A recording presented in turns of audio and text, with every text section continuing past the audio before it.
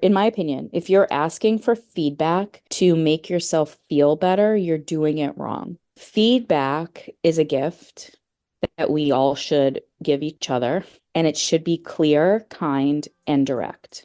Welcome to the Game of Her Own podcast, your go-to place for empowering behind-the-scenes stories of trailblazing women who work in the sports and event industry.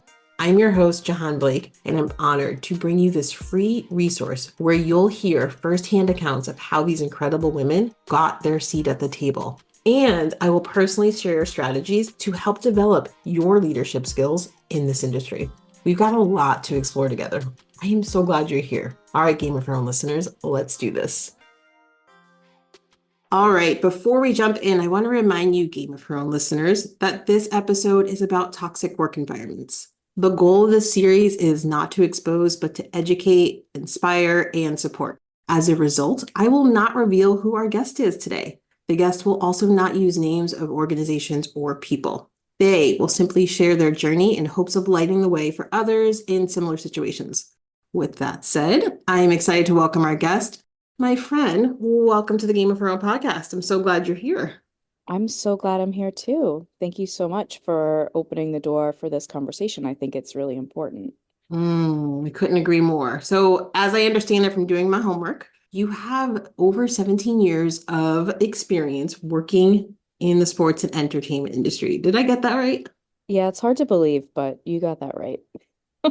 Yes, yeah. I know that feeling. Every time I change the year on my website, I'm like, oh, we're Yeah. starting with 20s now, twos. Okay, got it. So anyway, that just means we have lots of experience to share with others, and that is why we are here. So we're gonna dive into toxic work environments. I mean, this is what everyone wants to hear about, right? Like, what happened? How'd you survive? So let's start with, I know we have to be, we have to kind of speak at a high level because the goal is not to out people. But can you share some specific incidents that contributed to, your toxic work environment or environments that you were working Mhm. in? Yeah, I would say they range. There's a lot, unfortunately, but they range from instillment of fear to sexual harassment to belittling to making me feel, I'll use the word, I don't like it, but stupid and not engaging or not caring about the ideas that I have. One specific example that has stuck with me forever that happened like very long time ago was that I should be more approachable. Wow. And I'm, Yeah. I'm saying wow, everybody, because I know this person. And so, um, our paths have crossed. And so, wow, I would think Yeah.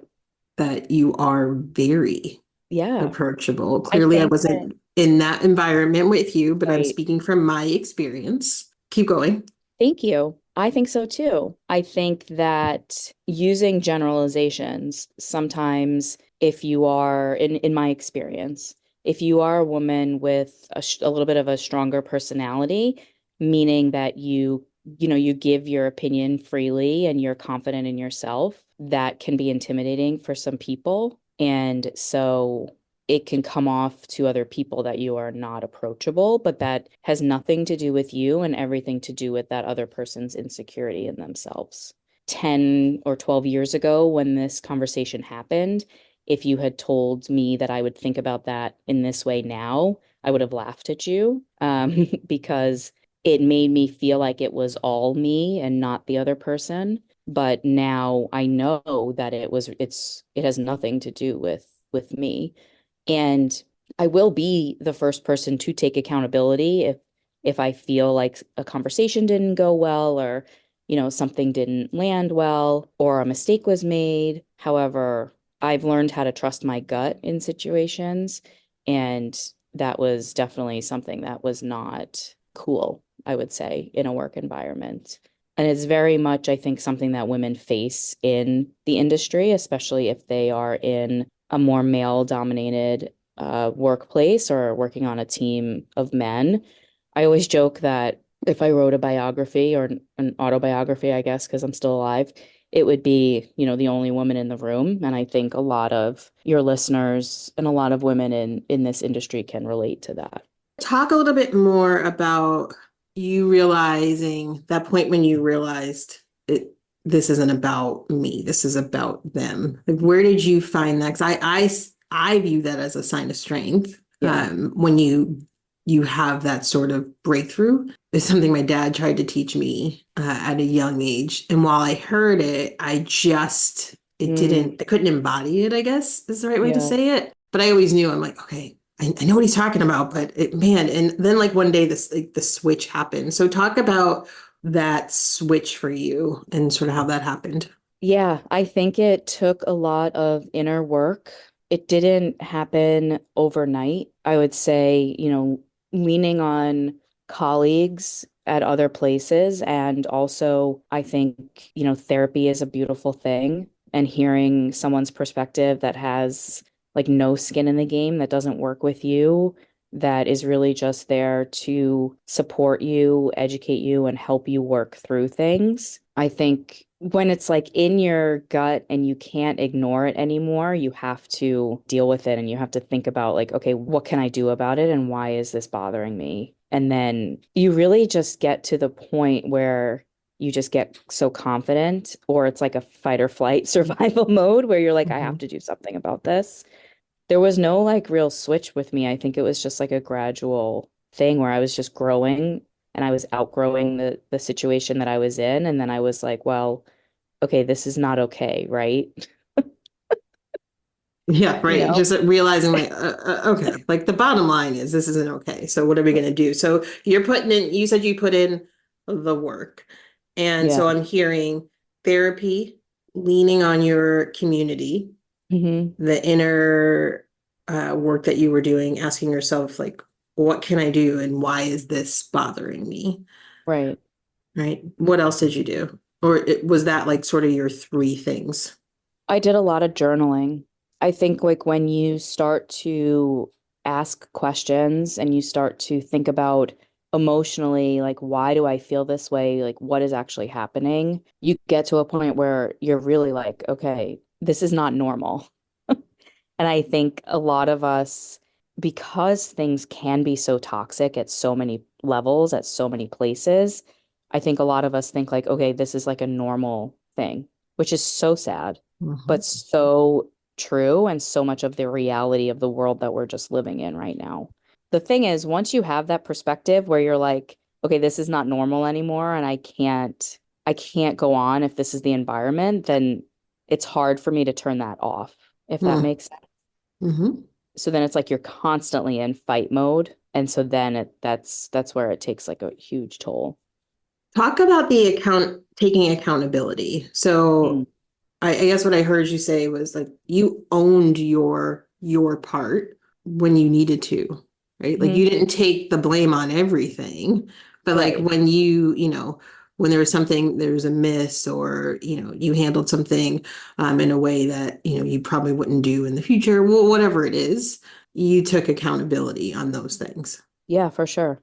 I think that can happen all the time. It's still happening, I'm still learning, still growing. And I think if there's a conversation, that doesn't land well with the other person or doesn't come out in the way that I had wanted it to, I will always, follow up with that person and say, "Hey, this is what I meant. I hope that you didn't take it, the wrong way or that it landed well for you."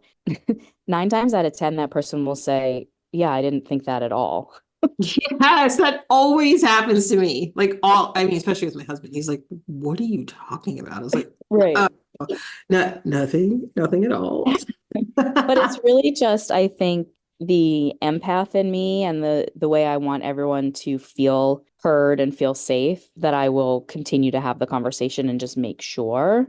And and you learn and you get better for next time. And I think if you're in, that toxic work environment where tempers are flaring or you're in fear mode, a lot of times things get lost in translation because you're just so either afraid to talk, you're afraid to voice your opinion, you're afraid to take a risk or express your ideas or express your concerns. I think like you just get a little bit more sensitive to that and you want to make sure that when you're in that leadership position that everybody is being heard. And so I am constantly asking for feedback from people and constantly closing the loop or continuing the conversation just to make sure that people feel that they can voice their opinion or that things really landed in the way that, it was meant to be.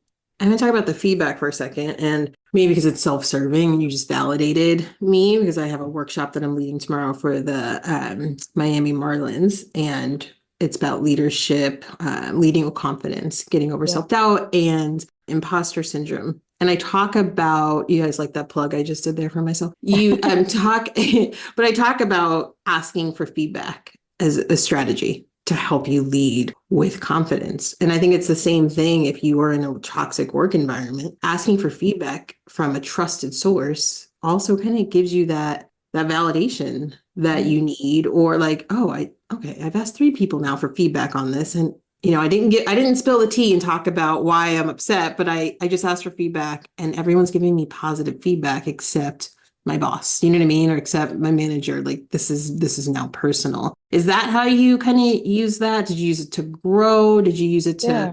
make yourself feel, not make yourself feel better, but yeah, make yourself feel better? Yeah. In my opinion, if you're asking for feedback to make yourself feel better, you're doing it wrong. Feedback is a gift that we all should give each other, and it should be clear, kind, and direct. Okay, And Brene Brown. I love it. it should be constructive, it should not be personal, and it should be in the moment so that you can really get to the crux of the matter and deliver that feedback in a way where it's going to be effective. I'm lucky right now to be with a company that values feedback from all angles, from all sides. And it is something that we do daily with each other. We always provide feedback. And I always ask the question, are you in a place where you can receive feedback? Because if they are not, then that's going to dictate and determine how the feedback will be received. I love that question. Hey, Game of Thrones listeners, Jahaan popping in here. Do you ever feel overlooked at work or perhaps unsure how to advocate for yourself? You are not alone. And it's exactly why I've created a free training called Empower Your Career, Mastering the Art of Self-Advocacy for Promotion and Raises. In this training, I will teach you tactics like how to have meaningful interactions with your leadership team, how to increase your confidence, and there's so much more. You'll walk away with the tools to confidently seize control of your career growth. So, what do you think? Are you ready to stop being overlooked and start being noticed? If you are, the link to sign up is in the show notes. Let's elevate your career together. All right, let's get back to the episode. So for managers who have, people who have direct reports, it's a great way to just start the conversation that you may have to pause and do in like 30 minutes or, the next day, whatever, you can figure that out. But as you say that, I'm like, oh, there are so many managers who gave me feedback in a moment where I was just I just did something big. I just finished. I was super vulnerable. And honestly, the only thing I wanted to hear is, you got it done. Well done. Like, that's it. Like, you didn't even need to say like my misses or the things I did well or what, just give me a minute. And so if that person had asked me, are you in a place to receive feedback right now? I'd be like, no, but let me go grab some dinner and I'll be back and then we can talk. I'd love to hear it.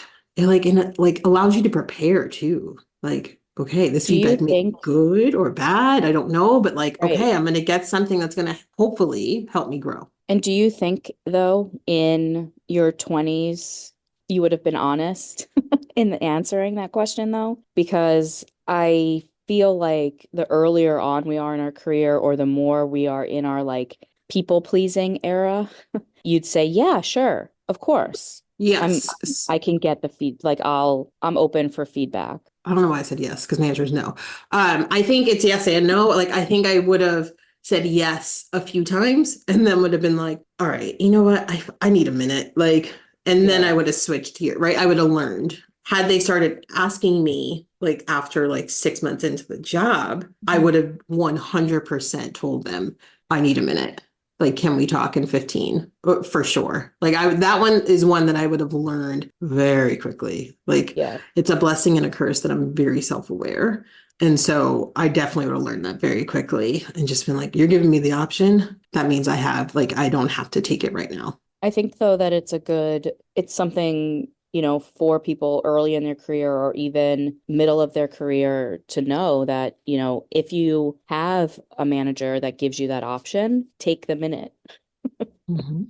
Because even if you might not need it, just take it. Take the minute, take the walk, use the restroom, have some water, have a coffee. Because you're in this mode of like, okay, I'm about to receive feedback. My armpits are sweaty. I don't know what this might be about. Like, let me take a minute to get out of defense, like the defensive mode and the fear mode, maybe, and Mhm. get to a place where I can best receive the feedback. The goal is to always be in a place where you can receive the feedback because it's not an environment of fear. Yeah. And because you do have trust and you're in what we call you feel psychologically safe, where that the feedback is clear, kind, and direct, and it's not personal. So that's, the utopian goal in all of this. But we're humans, we have emotions, we have things going on outside of work. Something could have happened 5 minutes ago, and so it's not always going to happen that way, but that's always the goal. And I've worked in a lot of environments where the way feedback was delivered, it was not clear, kind, direct, and it did not care for person. And I wouldn't even call it feedback. I would call it like retribution or who knows, I don't know, self-serving other stuff. I mean, you talked about instillment of fear, sexual harassment, belittling, making you feel stupid, not caring about the work you did.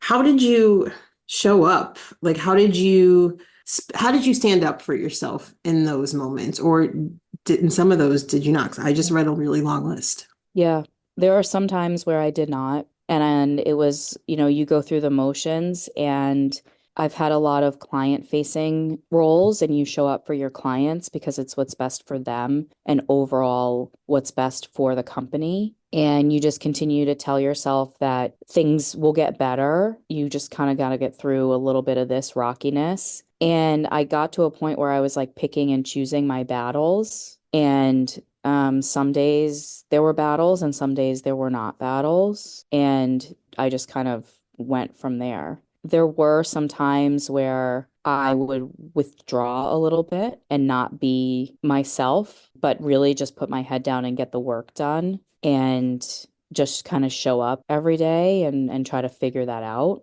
There were a lot of times where I would go into like a storage closet and cry. And I got that out, and you just kind of power through and go on. I would say that in this era of my life, I would not put up with that anymore. But back then it was like it was survival mode. Yeah, I totally understand that survival mode. So, did you see a difference in your confidence on the Yeah. days you spoke Yeah. up versus the days that you didn't? Because it's really scary to speak up. I would say that once I saw my confidence kind of waver and I could not show up authentically as myself, I was done. And at that point, I had then started making the decision to leave. And I would say in every environment, there's been 3 or 4 places that I have worked that once I hit that point, the decision in my head is made and I activate my network and I start looking for a new role because I don't want it to get to a place where I am so negative and so in my own head that it then affects the way I show up in interviews or I show up for other opportunities. There's a lot of that where it's like you kind of have to cut and run, I guess, for your own safety and your own well-being. I like that cut and Cut and run. run. Well, I mean, it really is scary because when you sometimes you like cut and run, it's like, yeah, all right, well, I still got to pay the bills, Correct. right? Like, but the bottom line, I gotta keep a like roof over my head and I have to eat. And depending on where you live, you need a car. Right. And it's not out of convenience, it's out of necessity. Like you need to have a car. So sometimes it's just like, I got to suck it up. What advice would you give to people who are like, okay, the fear is there, it's real. The belittling is there, it's real. like my confidence is down. Like what advice would you give in terms of speaking up for yourself and how to do that? I would say most companies have a system for you to speak up, and it's illegal for retribution to be a thing, right? So I immediately trust your gut. You know that something is wrong. I would make sure that you're documenting things, and that I would really go to your human resources department and let them know, these are the things that I'm experiencing. And you can say to them, I'd like help and support in feeling safe in the environment that I work in. If that is not something that you want to do, then it's a hard decision, but finding a new role, leaving, I always say there are a million ways in this world now that you can make money. You can drive Instacart, you can work at Starbucks, you can work at Whole Foods. They all provide you with, you work 20 hours a week, you get health insurance. There are so many ways for you to make money that staying in a toxic environment is worse in a lot of ways because it made me feel like something was wrong with me. And it took a lot of time for me to get out of that headspace. And I wish that I had fought for myself a little bit more before I got there. But the place where I was did not have the support of a traditional environment because, sometimes when you're working in an environment that's a little bit smaller, a smaller company, there's not a lot of resources for you. So I had a question and then like I don't know, I like was in that toxic work environment with you. And I know. so I like was like, whoo. So, but I mean, that was all so real. Like that totally makes sense. And it's so scary too to think, I don't know if scary is the right word, but we're frustrating, right? Like Yeah. you're working, you finally got in, and it's like, okay, yes, I can go work for a great company like a Whole Foods, right? Or I can do something like Uber Hmm. when I'll have to talk to people. Like, I mean, you have to say Right. something, but you know what I mean? Like you're kind of like in your own world and do it when you need to. But part of that feels like failure. And not to say there's anything wrong with those jobs, but what if you worked for Uber, then got the great job, and then, in the sports industry, you finally made it, and then it turns out it's the worst environment for your health and like just all your confidence, and it's making you a shell of yourself. So you have to like take a step backwards again how the person might view it, right? Like, oh, no, Yeah. it's like going back to being an intern. Well, no, I already did that. Like, I already did the Uber Yeah. thing, and that got me here. And then my next step is supposed to be up, not back to something else I was doing in the past. Like, I don't even know that I'm asking you a question. I'm more No, you saying, are. You are. I've lived that too. It helped me redirect my priorities.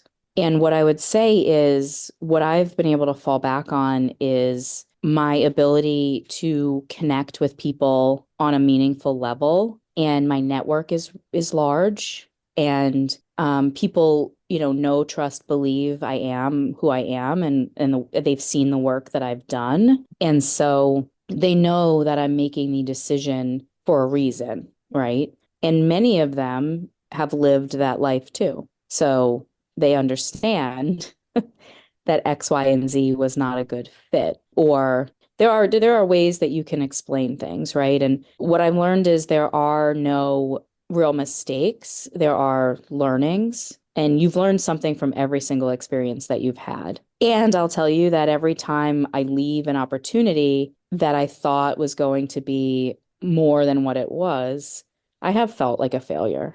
And you just have to do that inner work, and that you have to have the growth mindset to continue to know that, it's not always you and it's the environment. And as long as you can say that every day you go in and you put in the work to try to make a difference, then that's really all that you can do. That's why I think it's important, and I'll plug what you do is working with a coach to continue to get those opportunities to get to a place, where you feel confident in asking for what you deserve and what even like your basic needs at work.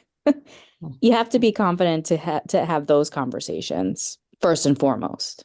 And I think that it's really important for you to have those people in your corner to help you open those doors for yourself and have those conversations and then move on and continue to move on and have all of those next opportunities. But your safety and your psychological safety, your emotional well-being is number one. And if you're not in a place where you feel safe, you're not going to do your best work, and then you're not going to get that next opportunity.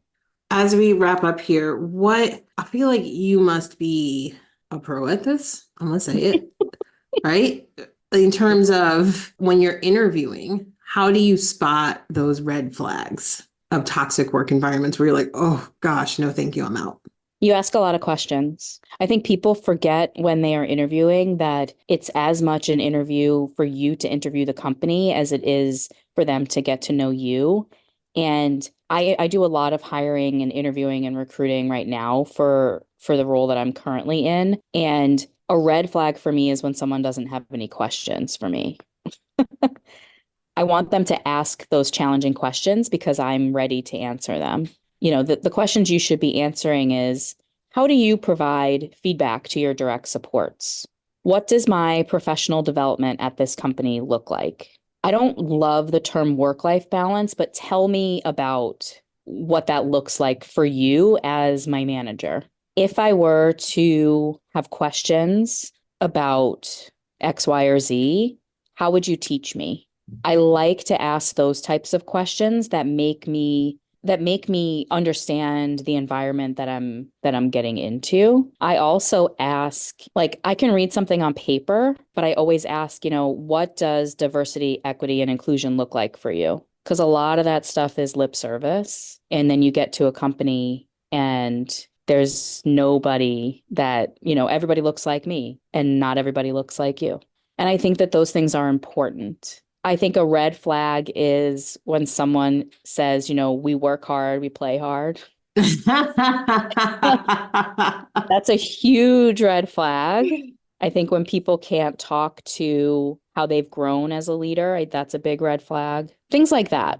Because you can ask questions like, how would you measure success? Like, let's say I'm in this role for a month. How would you measure success? But you know what you need to do to get the job done, right? You're interviewing for this position. Hopefully, you've done your research. Yeah.